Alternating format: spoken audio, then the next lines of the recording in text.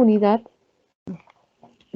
o para esta parte, ahorita que concluyamos, van a tener la asignación para que suban sus notas de la unidad 3. Acuérdense que las notas, si están completas, son un punto adicional sobre su calificación final. ¿Vale? Para la unidad de electroquímica, aparte de lo que van a hacer, les voy a dejar de tarea una infografía para que investiguen o complementen lo que vamos a ver en la clase del día de hoy con algunos conceptos, que es los conceptos que vamos a ver: celda electroquímica, celda galvánica o una pila, ionización, disociación, electrolito, y unidades eléctricas, ampere, coulomb y Faraday. ¿Qué me falta? Y equivalente electroquímico. De todas maneras, ahorita que terminemos, ya les doy todos los datos que debe de llevar su infografía. ¿Vale? Entonces, ¿qué es la electroquímica? La electroquímica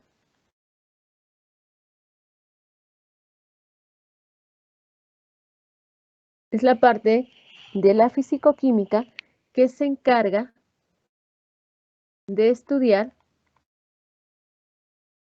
la relación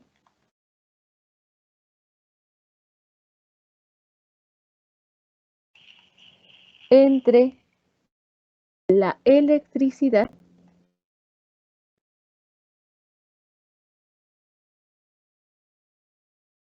y los procesos químicos. En otras palabras, estudia la cantidad de energía eléctrica que producen los diferentes o las diferentes reacciones químicas, principalmente reacciones de ionización y disociación.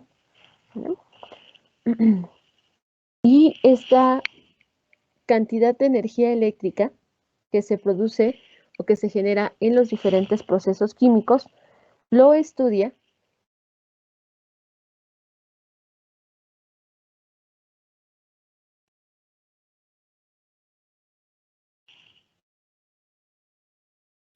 a partir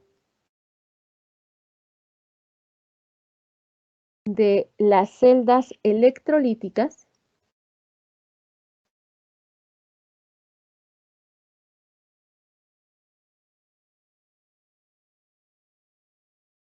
y las celdas galvánicas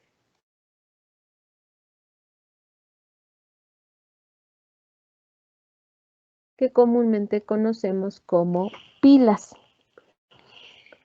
¿Cuál es la diferencia entre estos dos tipos de celda? En la primera se requiere suministro de energía eléctrica para generar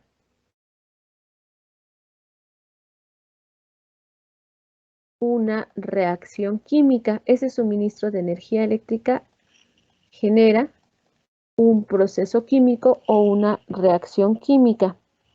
Mientras que en las celdas galvánicas o en las pilas, la reacción química es la que genera energía eléctrica. Y ustedes lo pueden comprobar en, no sé, pilas de zinc o carbón que utilicen en sus aparatos electrónicos. La reacción que se lleva a cabo, la reacción de ionización que se lleva a cabo entre el zinc y el carbón, que son los que comúnmente se utilizan, la reacción entre estos dos iones genera energía química primero, luego esa energía química se convierte en energía eléctrica que hace que funcionen todos los aparatos eléctricos. ¿Vale? ¿Qué pasa independientemente del tipo de celda que se tenga? Independientemente del tipo de celda que se tenga,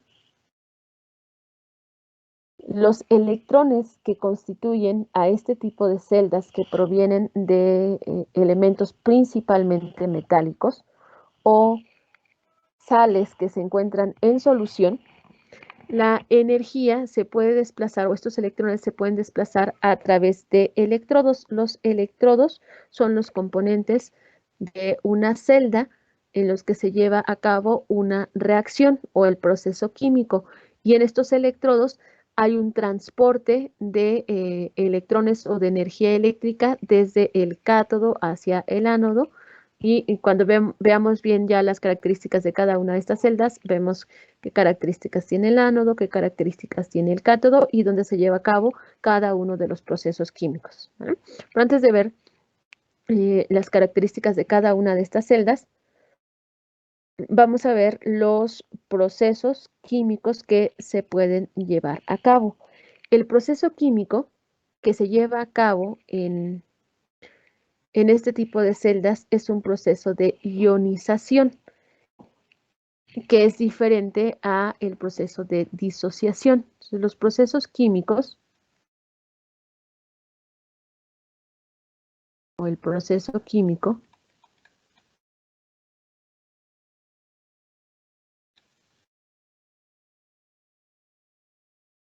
que se lleva a cabo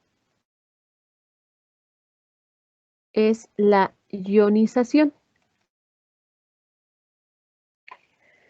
¿En qué consiste la ionización? La ionización es el proceso químico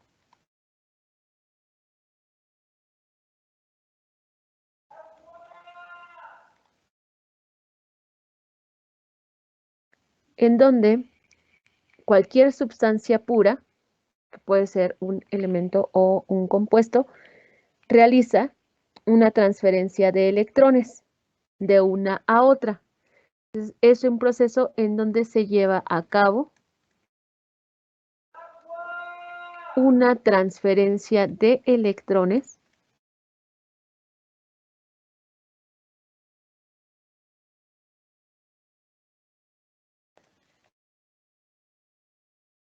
de una especie química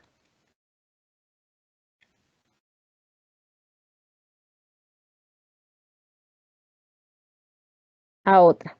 ¿Vale? Y al existir una transferencia de electrones, se van a generar iones. Estos iones pueden ser positivos, que reciben el nombre de cationes, o pueden ser negativos y reciben el nombre de aniones. Entonces, al existir una transferencia de electrones, el elemento o la sustancia química que pierde electrones genera un catión, mientras que la sustancia química que los gana genera un anión. Esto principalmente se debe a la electronegatividad que tienen los elementos químicos cuando forman enlaces. Y eso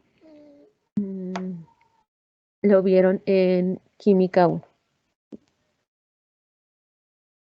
Y esta atracción de cargas o esta diferencia de cargas entre los cationes y los aniones, pues genera una atracción de sustancias, lo que hace que se realicen enlaces o se formen enlaces entre estos tipos de iones. Generalmente, estos iones provienen de compuestos con enlace covalente cuando se encuentran en solución.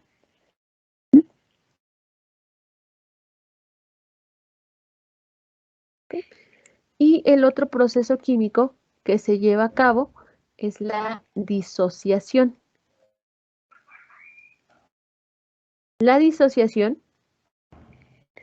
es el proceso químico que es similar a una ionización, pero aquí esta separación de iones es cuando la sustancia se encuentra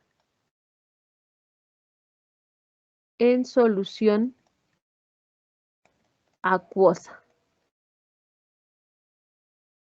Cuando una sustancia se encuentra en solución acuosa, se pueden separar sus iones y esta separación de iones provoca una transferencia de electrones. Si existe una transferencia de electrones, entonces la sustancia se conoce como electrolito. Si no existe una separación de los iones, entonces se conoce como no electrolito. Terminen de copiar esta parte y les explico esto de electrolito y no electrolito.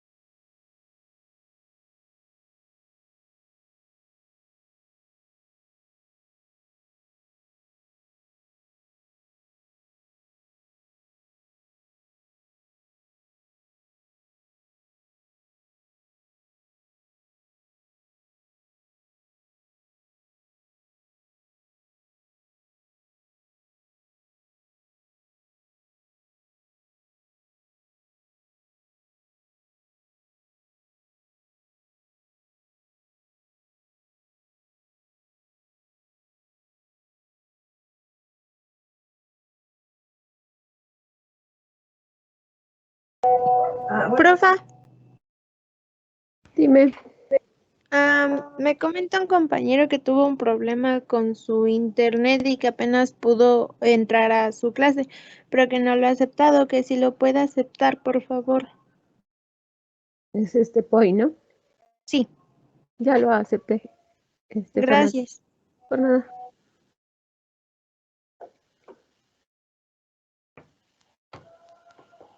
¿Ya terminaron de copiar esta parte? Sí, ¿Sí o no?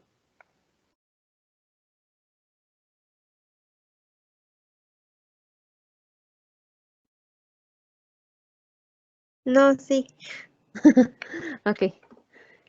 Entonces, Les estaba explicando la parte de disociación. Ionización es cuando las sustancias se encuentran en estado basal, pero la disociación es cuando se encuentran fundidas o en solución acuosa, que se lleva a cabo la separación de los iones. Estas disociaciones pueden generar electrolitos o no electrolitos. ¿Cuál es la diferencia? Si pueden conducir o no electricidad. Por ejemplo, una disociación se puede dar en el cloruro de sodio cuando se encuentra en solución acuosa. Esta disociación provoca la separación del ion sodio y del ion cloruro. Cuando existe esta separación en solución acuosa, el ion sodio se une por diferencia de cargas al OH del agua, mientras que el ion cloruro se une al hidrógeno, que tiene una carga positiva, en el agua. Cuando esto sucede, se lleva a cabo una ionización. Las sustancias que se encuentran en solución acuosa pueden formar un compuesto diferente con los dos grupos funcionales que tiene el agua, quienes van a llevar a cabo una disociación. Van a llevar a cabo disociación aquellos compuestos que tengan enlace iónico. ¿Sí? Y algunos compuestos con enlace covalente como los ácidos. Dentro de los compuestos con enlace iónico están las sales inorgánicas. Todas las sales inorgánicas pueden llevar a cabo una disociación cuando se encuentran en solución acuosa. Los ácidos con enlace covalente,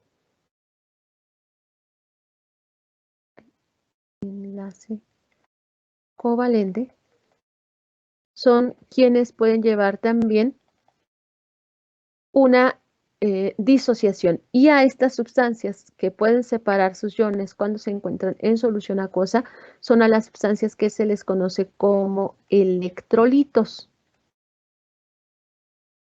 Un electrolito es una sustancia que al estar fundida o en solución acuosa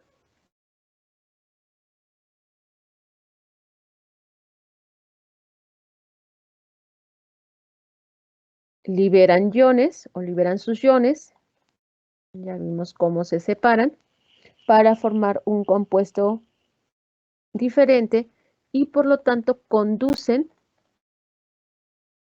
la electricidad. Hay algunas sustancias que las van a conducir de mejor manera que otra. Si la conductividad es alta,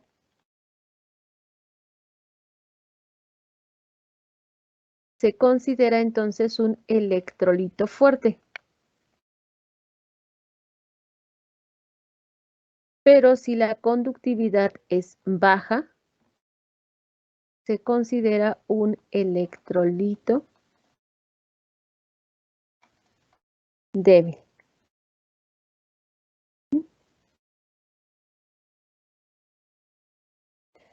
Mientras que existen, esta es una de las opciones para llevar a cabo una reacción de disociación, existen algunos otros compuestos que no se pueden ionizar cuando se encuentran fundidos o en solución acuosa. Ejemplos, todos los compuestos que tengan enlace covalente no polar o las sustancias que presenten enlace covalente no polar. El yodo, cuando se encuentra en solución acuosa, no puede ionizarse. ¿Por qué? Porque tiene un enlace covalente polar. Un enlace covalente polar, recuerden, es cuando se unen dos no metales iguales. De los compuestos orgánicos, algunos de los compuestos orgánicos tienen enlace covalente no polar porque tienen la unión de varios átomos de carbono y su diferencia de electronegatividad es igual a 0. Cuando tengan compuestos con enlace covalente hay no polar, entonces estos compuestos no pueden llevar a cabo una ionización y a estos compuestos, como no se ionizan, se les conoce como no electrolitos porque no tienen la capacidad de conducir la electricidad. Y para determinar la cantidad de energía eléctrica que se está transfiriendo o que se está generando, pues tenemos varias unidades eléctricas. ¿Cuáles son las unidades en las que se puede medir la electricidad?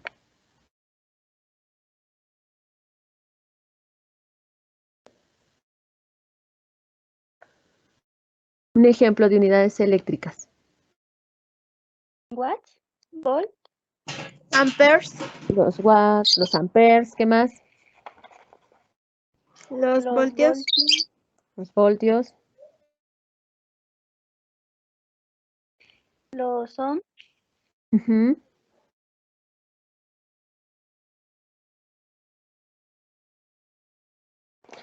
Igual que los en hertz, hertz, gracias, igual que en presión, volumen, temperatura, teníamos varias escalas para medir estas magnitudes físicas, también las tenemos para la corriente eléctrica. Entonces tenemos una variedad de diferentes magnitudes para medir la corriente eléctrica, pero de todas esas variedades, las que necesitamos para la parte electroquímica, para estudiar la generación de electricidad que se genera en una reacción o que se debe de suministrar a un proceso químico para que se lleve a cabo una reacción, vamos a ver los amperes, los coulomb y los faradios, ¿vale? Son las únicas tres magnitudes que vamos a ver para eh, conocer la cantidad de electricidad que se genera en un proceso químico. Terminen de copiar esta parte y vemos unidades eléctricas. Me indican cuando hayan terminado, por favor.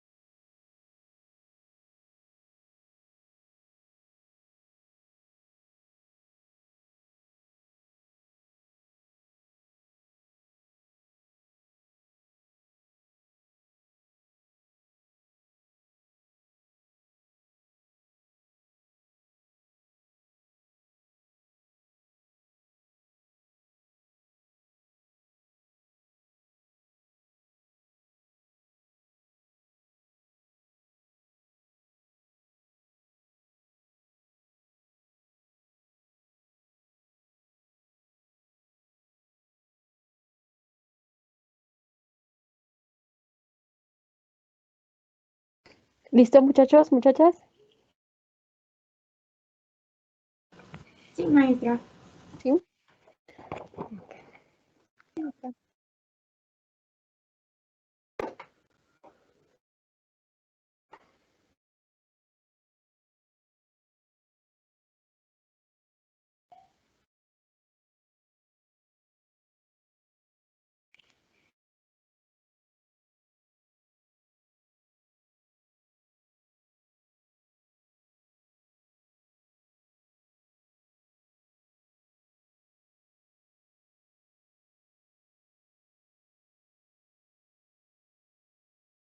A ver.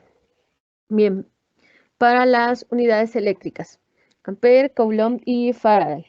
¿Qué es un ampere?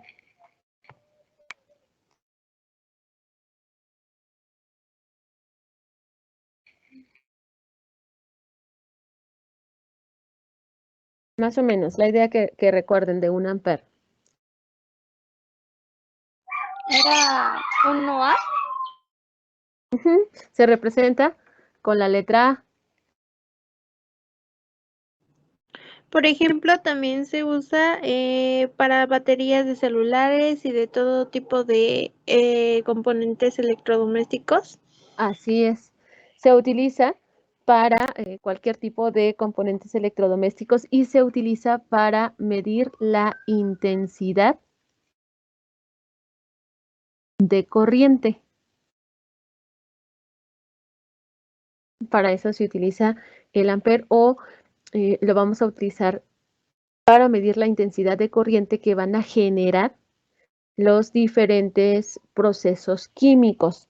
De manera general, lo vamos a considerar, aunque si ustedes buscan la definición de acuerdo a la Convención Internacional de Pesos y Medidas y bla, bla, bla, les van a dar ahí una definición muy grande del ampere, pero nosotros lo vamos a manejar como la corriente eléctrica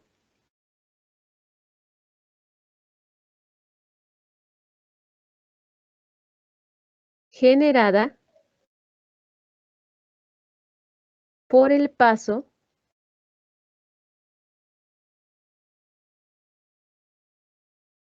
de un coulomb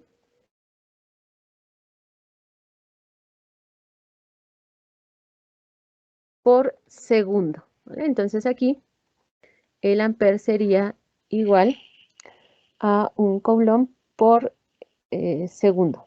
¿Vale? ¿Estamos de acuerdo? Sí, maestra.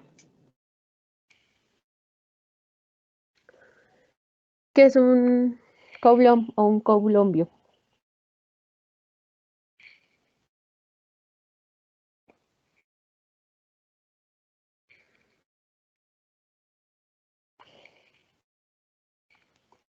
Igual que el ampere, es una unidad de carga eléctrica. Y como el ampere y el coulomb los vamos a manejar prácticamente con los mismos conceptos, podemos decir que un coulomb se obtiene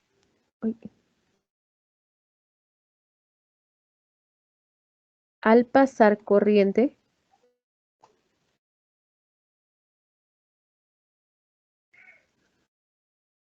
de un ampere por el punto dado en un circuito, un punto dado en un circuito,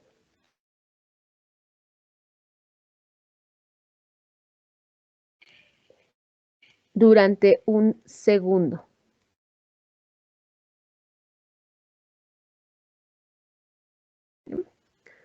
Y por último,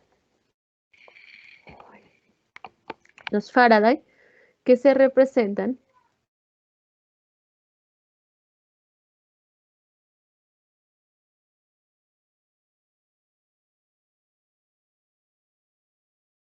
con la letra F, son la cantidad de electricidad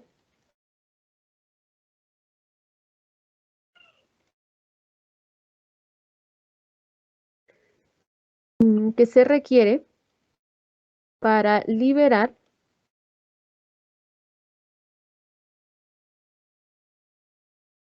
la masa equivalente de un elemento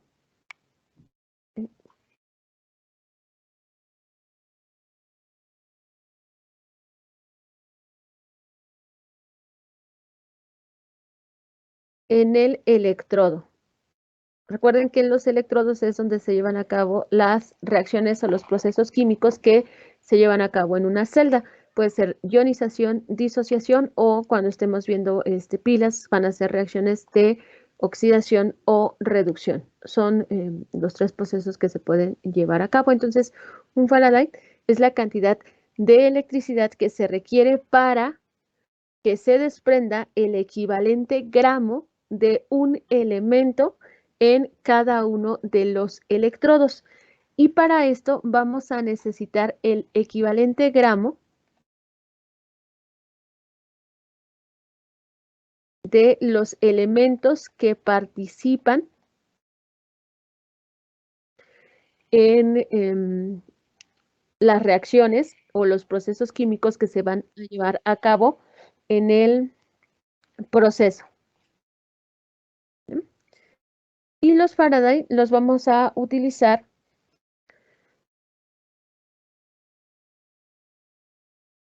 con un equivalente aproximado de 96,000 Coulomb. Son las unidades que vamos a manejar para determinar la corriente eléctrica que se está generando en un proceso químico. Probablemente los conceptos y las características que ustedes ya habían visto a lo mejor en física o incluso en su área son un poquito diferentes porque nosotros lo vemos con otro enfoque. Nosotros lo vemos desde el enfoque de los procesos químicos, a diferencia, por ejemplo, en el área que lo ven desde el enfoque de la intensidad de corriente o la corriente eléctrica que generan los diferentes circuitos eléctricos. Entonces los conceptos son un poquito diferentes, pero vamos a manejar esos tres y vamos a ver la próxima clase las dos leyes que rigen a los procesos químicos para la generación de electricidad, que son precisamente las leyes de Faraday. La primera ley de Faraday que establece que la intensidad de corriente es proporcional a la masa que se deposita en los diferentes electrodos, y la segunda ley de Faraday que indica que esta cantidad de corriente también puede ser equivalente a los equivalentes gramos que se desprenden de cada uno de los elementos participantes en los diferentes electrodos para una celda en serie. Entonces vamos a ver la energía o la intensidad de corriente que se genera en una celda única y en celdas que se encuentran en corrientes desde el enfoque de los procesos químicos o de las reacciones que se están llevando a cabo. ¿Alguna duda? No, profa. ¿No?